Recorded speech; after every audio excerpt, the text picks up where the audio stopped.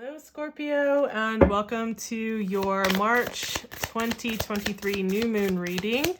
So we've got a hell of a lot of astrology going on this week. This is a collective reading for Scorpio sun or rising signs. So obviously it's not going to hit the mark for every single Scorpio that exists on this planet. So make sure that, check out your rising if you're checking out your sun. But if this resonates with you, if it's meant for you, then it's meant for you. It's a collective reading. So if you want a personal reading, you can check that information down below. So, all right. I've been getting some really lovely feedback. So thank you guys for any of you out there who have messaged me just saying that these cards are helpful. So given that it's a collective reading, it's a general reading, one way that we can help to create a focus, because it can seem like it's applied to like so many different areas, and like here's where we can kind of focus the energies. Like, what is your attention being called to for this particular phase of the moon? So we're looking at the new moon to the full moon, and what we're looking at here as the focal point is the third house, which you can see, is the house of communication. It's also communication in the written word, in a verbal sense. So speaking things out, using your voice, communicating with those around you.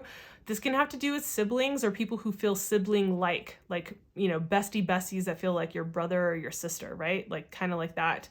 Also in terms of travel, it can have to do with short-term travel. So just to give you an idea of like how these cards are playing out and what they're applicable to is with the third house, right? So that's what we're looking at here. Now we're also going to take a look at what is coming up in terms of like how you should be using this energy for the new to full moon. Know that with the new to full moon, we are building energy, right? It's building until we get to that full moon pinnacle point, right? That climax, and it pops, and then it bursts open, and then we go into the waning phase, right? So every month we have this opportunity to utilize the energy to get the snowball rolling, to move energy and gain momentum. So a lot of people set intentions, they talk about planting seeds and whatnot energetically. And I think another way to look at that, same idea, is that we can look at this in terms of what is pragmatic, like what can we do to help this energy along? Where should you put your time, energy, and attention when it comes to this energy? How can you take the most advantage? Especially with everything that we have going on for this particular cycle. We have so much happening. I will get into that a little bit. I know this isn't an astrology video, but I think that it's important to give you guys a heads up about what is coming up. Awesome, that's interesting. Okay. And then I want to get a little bit of just extra spiritual advice, just for how to handle these energies. Feeling like that's the one. Beautiful energy that's coming through for you guys. Okay, so let's take a look at this. Keep that in frame. All right, let's take a look at this. Scorpio. So, first, before we get into this, I'm just going to really quickly mention these, these notable points of astrology. There's a lot going on, but there are three main things that I want to kind of mention and highlight for this particular week. So I'm recording these early. These new moon readings are coming out on the equinox, on the spring equinox. So that's on Monday, March 20th. It's at 2:24 p.m. on the West Coast on Pacific time. And these will be out probably about shortly after that or during that time, right? But it'll be out on the equinox. That's when it's exact, but like, let's just consider that the whole day is the equinox, right? So then the next day, we have the new moon moving into Aries at 10:23 a.m. on the West Coast and Pacific time. And that is tropical astrology. I know that I do sidereal and tropical. I just find that the majority of the people are more familiar with tropical versus sidereal. So I haven't figured out how to integrate that yet. But then 2 days later, we have Pluto ingressing into Aquarius at 5:24 a.m. So a little bit before sunrise on the West Coast, right? So depending on where you are in the world, that could be like early morning or going into the afternoon, right? So all of this is really potent and important, right? We're starting, like, if you don't follow the Gregorian calendar, New Year on January 1st, we are starting this new year. And this energy, whether tropical or sidereal aside, the equinox is the equinox. No matter what constellation it's in, it's the beginning of spring. It's a place of equal day and night. And this is where we have this potent new beginning, right? There is something beautiful and bursting and new about it. And this is a new moon reading, and we have that the next day, which has a similar kind of energy.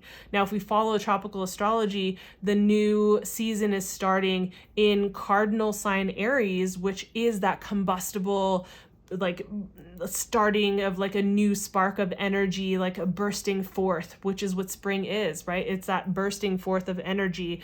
The grass blades come through, flowers are starting to bloom, the leaves are starting to form, and so we start to see this coming through, depending on where you are in the world. Obviously, I'm talking about the Northern Hemisphere and where I'm located. So this is what we see. And then with the new moon, happening the next day, we have that same new kind of energy, which is also in Aries. And it's this cardinal energy. It's that combustible kind of energy. It's all of this newness. It's not just the new moon with the energy of the new moon being like new and open, but it's also this combustible energy. Then we have Pluto, a celestial body that takes about 20 years, approximately, to move through each constellation, each sign, right? We have, for the first time, it is moving out of Capricorn into Aquarius on Thursday. So a couple of days after the new moon, we have Pluto moving into Aquarius. It will be here for about 5-6 months, and then it's going to retrograde, and then it will move back into Aquarius in 2024 and stay firmly there for approximately 20 years. Whenever a celestial body that takes that long to make its way into a new space is moving into a new place, it doesn't just affect us on a personal level, it affects us on a collective level. So this is like collective. This is collective energy. This is affecting us on a large scale level. It is a theme, an overlay that is changing the landscape of our social connections, of our world. And of course, that's going to also affect us personally. Of course, that's also going to affect us in our natal charts as well. It's a big, big deal. So my intention with these readings, they are longer than the normal short full and new moon readings, because I feel like it's important for me to presence that so that you guys have an understanding of what's happening. So forgive me if I'm a little long-winded in this particular video. So how can you focus your time, energy, and attention during this new to full moon? And we have the Judgment card showing up, right? So you are being called into a higher version of yourself in all aspects and all respects of your life. This means, mentally, emotionally, physically, spiritually, you are being called into a new level, and you can either answer the call or not. I would recommend answering it.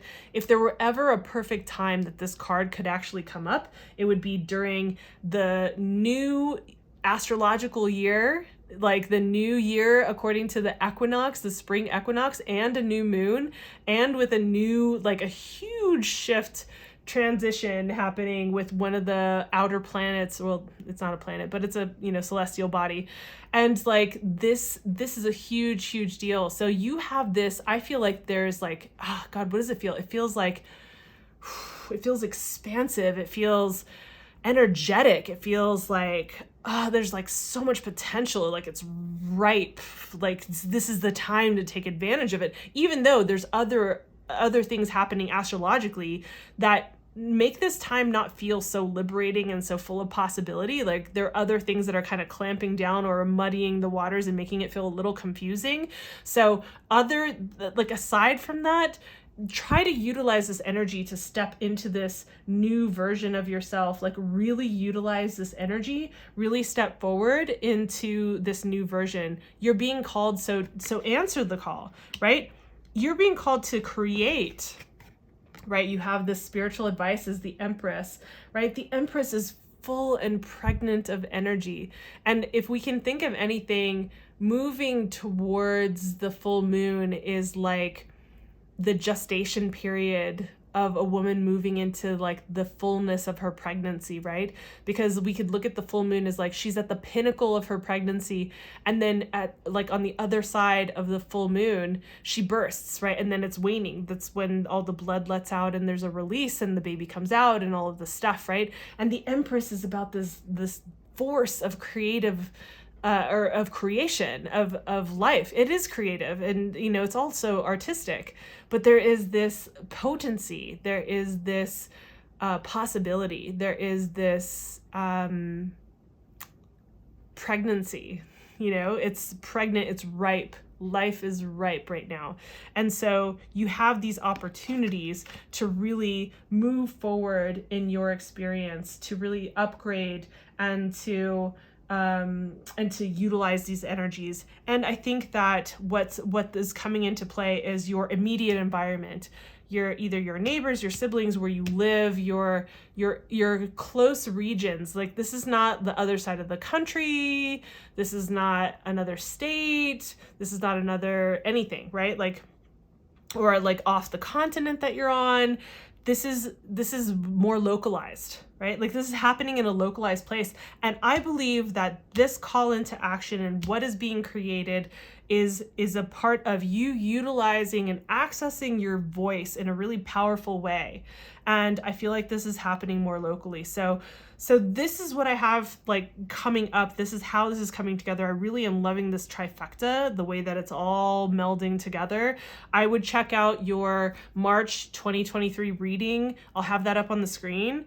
If you want something more personalized, cool, like you can book a reading with me down below in the description box. It's right there. But like, if you want to get a sense of like how the story has been building, you can check out your March reading. And then also in the next few days, I'm going to have the April readings out. So you can check that out. Just like make sure that you hit the notification bell or the subscribe button so that you can like see when the new video comes out. I think that like this is a progression. So just if you want to get an idea, watch the March one and then, you know, this one, of course, and then see how the progression is occurring by looking at the April one. So I'm wishing you a lot of ease and clarity in this time that we're in. So I hope that this was helpful, and I will see you in the next video. Bye.